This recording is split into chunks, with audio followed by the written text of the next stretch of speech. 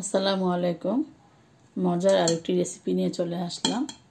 এই যে লাল লাল কাঁচামরিচ দেব এবং চিংড়ি মাছ এবং না চিংড়ি মাছ না সরি চিকেন দিয়ে রান্না করব আমি আজ চিকেন কড়াই। চলে আসলাম রান্নায় আর দিয়ে দেব তেল। আর আমি এখন পেঁয়াজটা ভেজে নেব। তেলটা গরম হলে দিয়ে দেব পেঁয়াজ কুচি। আচ্ছা, পেঁয়াজটা একটু বেশি দেওয়ার কারণ হচ্ছে আমি একটু পেঁয়াজটা একটু লাল লাল বা বেরেস্তার মতো করে নেব। বেরেস্তার মতো অত লাল না, কিন্তু ভেজে নেব আর কি।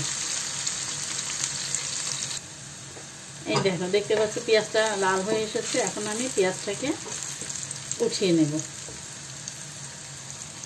একই প্যানে আমি দিয়ে দেব গরম মশলা, তেজপাতা, এলাচ এবং দারচিনি। আবার দিয়ে দেব রসুন কুচি।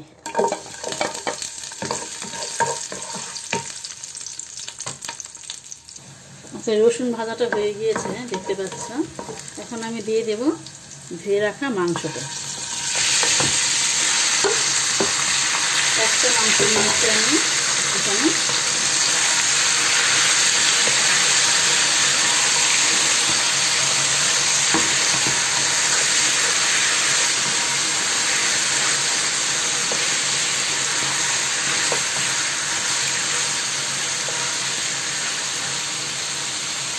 এবং এর মধ্যে দিয়ে দেবো আমি টমেটো, কেটে রাখা টমেটো। এবং আরও দিয়ে দেবো কিছু মশলা। এখানে নিয়েছি আদা বাটা, জিরার বাটা, সামান্য হলুদ, ধনিয়া, এখানে লাল মরিচ, এখন মিডিলে আছে লবণ, প্রয়োজন অনুযায়ী লবণ। সবগুলো আমি দিয়ে দেবো।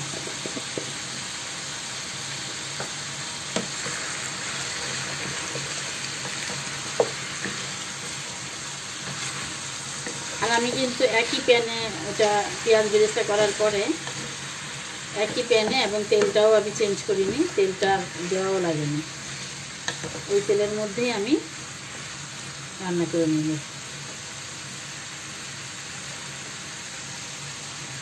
আচ্ছা, এবার দিয়ে দেব আমি আলু।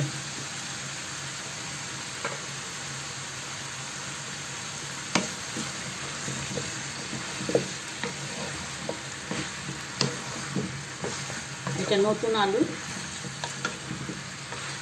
কিছু একসাথেই আসে আর কি হবে।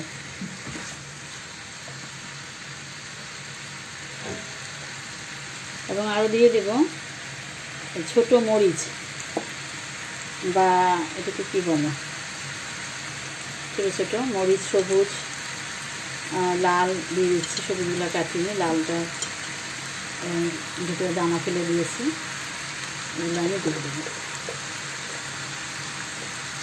সব কিছু রেডি থাকলে এই রেসিপিটা কিন্তু খুবই দ্রুত হয়ে যায়।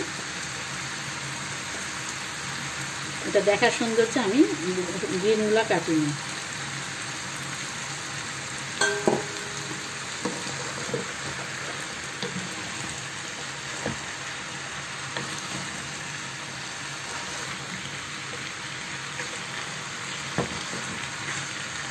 এবং ঢাকা যাবে না, এটা একদম অনবরত নাড়া দিয়ে রান্না করতে হবে।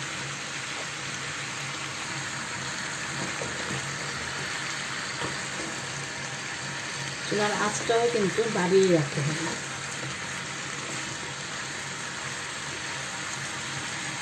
এর মধ্যে আমি দিয়ে দেবো সামান্য পরিমাণ কেচাপ।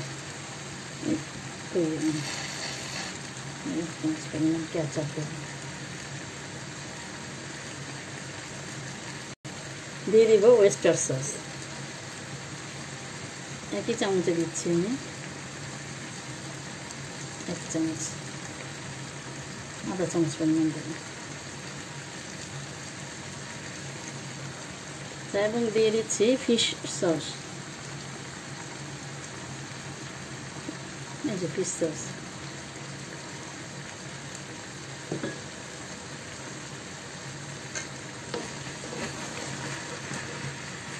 ভালোভাবে আমাকে নাড়া দিয়ে নিতে হবে।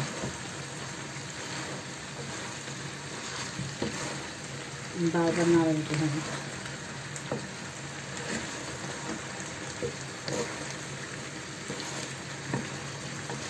গর্ত কড়াই হলে এই রান্নাটা ভালো হয়।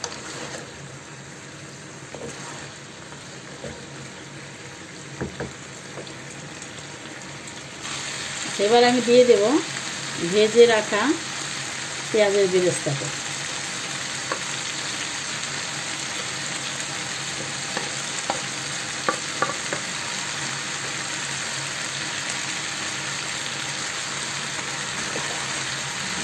চুলাটা জোরে, এই জন্য অনেক শব্দ হচ্ছে।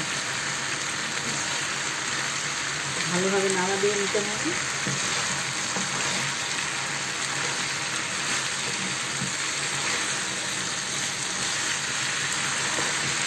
আর এই মুরগিটা একটু নরম মুরগি, এই জন্য হতে কিন্তু সময় লাগে না। আর এগুলো আলু টমেটো এগুলো সবই তো এই মাঝেই হয়ে যাবে, এই জন্য এক্সট্রা সময় লাগে না।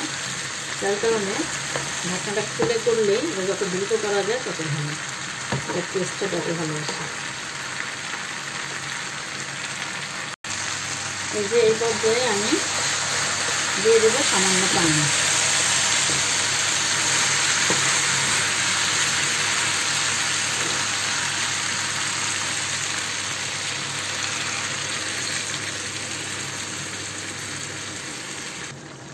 পানিটা ফুটে আসলে দেবো সামান্য গরম মশলা আমার বানিয়ে রাখা। এটা দিয়ে আমি কিছুক্ষণের জন্য খালি ঢেকে দেব। ফিরে আসলাম কিছুক্ষণ পরে, ব্যাস তৈরি হয়ে গেল সুস্বাদু চিকেন কড়াই। আশা করছি ভালো লেগেছে। এভাবে দ্রুত করা লাগে এই রেসিপিটা। সব কিছু রেডি থাকলে একদম সময় লাগে না, 10 মিনিটের মধ্যেই রেডি। এই তো, আশা করছি ভালো লেগেছে। আমাদের চ্যানেলটিকে সাবস্ক্রাইব করে আমাদের সাথেই থাকুন। আজ এই পর্যন্তই। আল্লাহ হাফেজ।